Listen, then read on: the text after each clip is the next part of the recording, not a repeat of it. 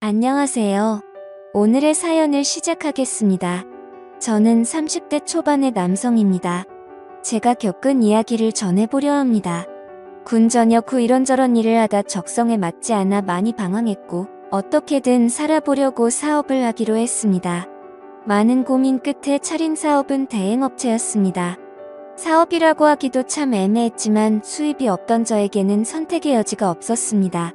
대행업체라고 하면 주로 다른 사람 대신 일을 처리하고 보수를 받는 것이 주 업무입니다.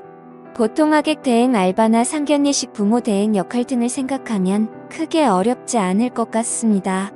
돈 없이 시작한 사업은 크게 잘 되지 않았지만 그래도 먹고 살 정도는 되어 그냥 저냥 유지하며 살고 있었습니다. 어느 날 카페에서 전화가 왔다면서 젊은 여성으로 추정되는 분이 전화를 주셨어요. 처음에는 그냥 흔한 결혼식 하객 동원 주문인 줄 알았습니다. 평소처럼 기계적으로 상담 매뉴얼을 말씀드리고 있는데 그 여성의 반응이 없었습니다. 상담을 진행하면서도 그녀의 반응이 냉담했습니다. 말 한마디 하더니 그 여성이 끝내 본론을 말씀하셨어요. 아이에게 아빠 역할을 대신해줄 사람이 필요한데 이런 것도 가능하신가요? 처음에는 이상한 요청이라 생각했지만 결국 가능하다고 했습니다. 이런저런 정보와 예약을 잡고 누구를 보낼지 고민했습니다. 결국 제 나이도 적절했고 평일과 예약도 없기에 직접 가기로 했습니다. 하지만 이런 아빠 대행은 처음이라 무엇을 해야 할지 고민이 많았습니다. 조금 이상한 감이 들었고요. 보통 아빠 대행은 애비가 없어 보이지 않기 위해나 당사자인 아이에게 아빠인 척 해달라는 경우가 많지 않습니다. 유치원 행사나 운동회에 불려가는 경우를 몇 번 봤었지만 이런 경우는 처음이었습니다.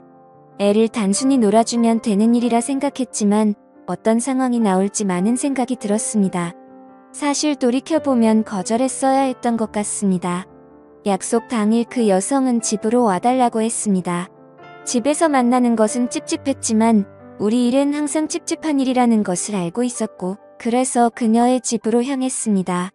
집에 도착해 벨을 누르고 기다리니 모녀가 커플룩으로 흰 원피스를 입고 저를 맞이하더군요. 아이는 대략 5살쯤 되어 보였고 아이의 엄마는 저보다 3살 어린 여성분이셨습니다. 처음 보는 아저씨가 등장하자 아이는 뒷걸음질을 하며 엄마 뒤로 숨더군요. 그럴만도 했습니다. 그러자 그 여성분이 말씀하셨습니다. 영리야 아빠잖아. 사진이랑 똑같지? 인사해야지. 뭐해? 아이는 그래도 많이 부끄러워하며 엄마 뒤에서 몸을 감추며 얼굴을 붉혔습니다. 그러자 갑자기 그 여성이 저에게 고생했다며 포옹을 하였습니다. 오는데 힘들지 않았냐며, 밥은 먹었냐며. 지금 엄마가 껴안고 친한 척을 해주니까 아이는 저에게 다가와 다리를 감았습니다. 이런 식의 역할 대행은 해본 적이 없어서 정말 당황스러웠습니다. 이런 건 애인 대행하는 놈들이 전문인데 전 그쪽 분야가 아니라서 복잡한 감정이 들었습니다. 그냥 엄마 아는 삼촌인 척 하루 놀아주면 될 줄 알았더만 진짜로 아빠가 되는 거였네요. 이 여자도 대책 없는 게 내가 누구일 줄 알고 애랑 단둘이는 집에 들여서 아빠 행세를 하란 건지 여자 나이가 30에 얼굴도 몸매도 상당했습니다. 요즘이 어떤 세상인데 겁대가리도 없이 이런 일을 벌였는지 걱정이 되면서 연민도 가더라고요. 저는 이 상황이 당황스러워 혼란에 빠져 있는데 아이는 연습한 노래와 율동으로 생전 처음 보는 아빠에 대한 환영식을 마무리했습니다. 정신을 차려보니 식탁에서 밥을 먹고 있었습니다. 먹는 둥 마는 둥 식사를 어설프게 했고 아이가 눈치채지 못하게 애 엄마를 안방으로 불렀습니다. 화가 나서 불었습니다. 저 아이한테 진짜 아빠인 척 하란 건가요? 그냥 하루 놀아주라면서요. 엄마 표정이 복잡해지더군요. 전 애랑 놀아줄 아빠의 역할이 필요하단 말을 그냥 애 하루 봐줄 남자가 필요하다는 의미로 이해하고 왔으니까요. 고지 사정을 듣지 않아도 지금까지 상황을 봤을 때 뭔가 기구한 사연이 있는 것 같아 보였습니다. 아이한테 진짜 아빠인 척 능숙하게 할 자신도 없지만 뭔가 재짓는 기분이 들었습니다. 원래 일을 할 땐 내가 수행할 역할에 대해서만 듣고 끝내지 구구절절 의뢰인의 사정까지 캐묻지 않습니다. 너는 왜 인맥이 이렇게 협소하냐? 결혼식에 와줄 사람이 그렇게 없냐? 너 사기 결혼이냐? 이딴 거 절대 안 물어봅니다. 그런데 이번에 좀 알아야겠더라고요. 저의 일당 받고 가버리면 끝이지만 애는 뭐가 되냐고 물었습니다. 대답을 안 해주면 그냥 나오려고 했고요. 그러자 여자가 머뭇거리며 조심히 말을 꺼냅니다. 자기는 미혼모고 애 아빠는 다른 여자와 결혼했고 지금은 사고를 쳐서 복역 중이랍니다. 아이에게는 그동안 아빠가 못 오는 이유를 적당히 둘러댔고 매년 생일 때 올 거라고 거짓말을 해놨는데 커가는 아이가 영리해져서 올해는 가짜라도 보여줘야겠다고 생각하고 저를 찾은 거랍니다. 진짜 아빠인 척 해버리고 가버리면 에이 호텔 가면 어쩔 거냐고 부르니까 그건 본인이 알아서 해결하겠다고 합니다. 이 여자 답이 없네요.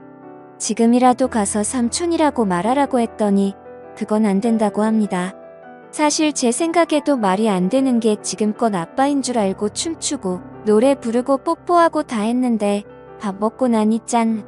나는 삼촌이 지롱하면 아이를 농락하는 것도 아니고 차마 저도 그렇게까지 못하겠더라고요. 어휴 저도 답이 없네요.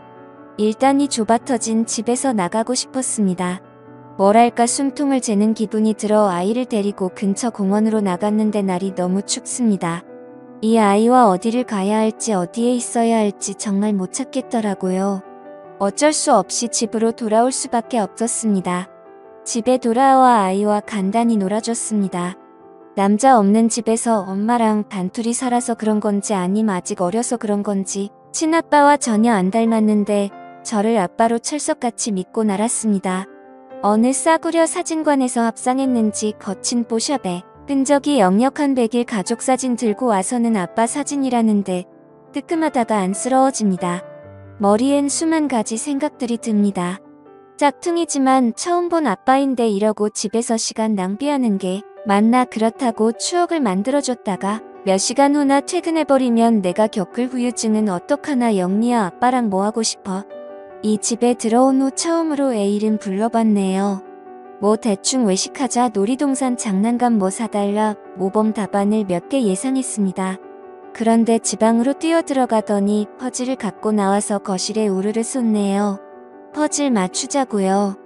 이건 딱 봐도 초과금 무사이즈였습니다. 엄청나게 큰 퍼즐이 무려 3개네요. 아빠랑 맛있는 거나 먹으러 나가자고 아이를 회유했습니다만 꼭 퍼즐을 맞춰야겠답니다. 빨리 여길 벗어나고 싶은 마음뿐이었지만 어쩔 수 없이 묵묵히 퍼즐을 맞춰줬습니다. 백설공주가 반쯤 완성됐을 때 아이가 갑자기 발로 퍼즐을 차며 바토를 냅니다. 당황했지만 뭐 별 수 있겠습니까? 상냥하게 고객이 오케이 할 때까지 다시 퍼즐을 맞췄네요.